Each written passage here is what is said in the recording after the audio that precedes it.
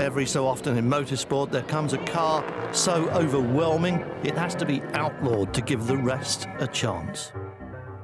Cobra springs immediately to mind.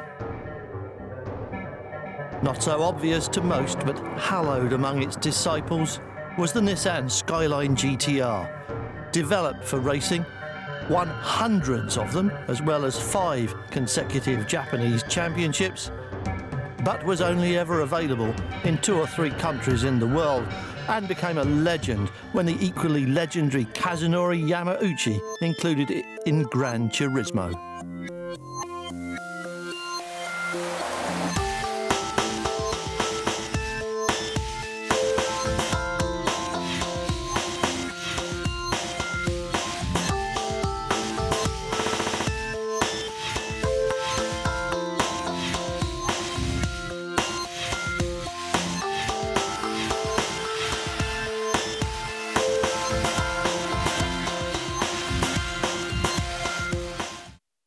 The Japanese motor industry grew up in a completely different way to the Western countries, where car makers emerged as just that.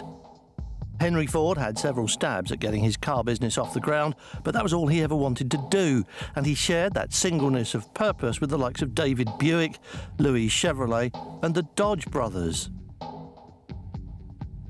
The Japanese car makers all seem to have grown out of heavy industry, steel companies that understood the manufacturing process well enough to think they could make money there.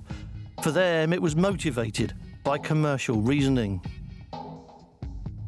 With one exception, they were not evangelists intent on realising an automotive dream.